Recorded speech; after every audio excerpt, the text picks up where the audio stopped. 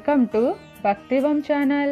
ఈ వీడియోలో మంగళవారం రోజున దుర్గమ్మకు నిమ్మపండుతో దీపం వెలిగిస్తే ఏమి జరుగుతుందో తెలుసుకుందామా?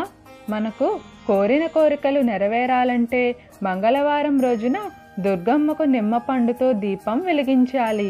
అయితే మంగళవారం పూట రాహుకాలంలో నిమ్మపండుతో దీపం వెలిగించి పూజిస్తే దుష్ట శక్తులు దూరమవుతాయని, అలాగే రాహుకేతు దోషాలు తొలగిపోతాయని మనకు ఆధ్యాత్మికంగా తెలుస్తుంది. అలాగే నటరాజస్వామిని మంగళవారం ఆరాధిస్తే సౌభాగ్యం సిద్ధిస్తుంది. మంగళవారం ఉపవాసం ఉండి దుర్గాదేవిని పూజించటం చాలా ప్రత్యేకం. మంగళవారం నాడు ఉపవాసం ఉండి రాహుకాలంలో దుర్గాదేవిని నిమ్మపండులో దీపం వెలిగించి పూజిస్తే దుష్టశక్తులు తొలగుతాయని చెబుతారు. దుర్గమ్మకు రాహుకాలంలో మంగళవారం దీపం వెలిగించటం, గ్రామ దేవతలను పూజిస్తే సకల దోషాలు తొలగిపోతాయని మనకు ఆధ్యాత్మికంగా తెలుస్తుంది. మీకు ఏమైనా సందేహాలు ఉంటే దయచేసి కామెంట్ సెక్షన్లో తెలియజేయండి.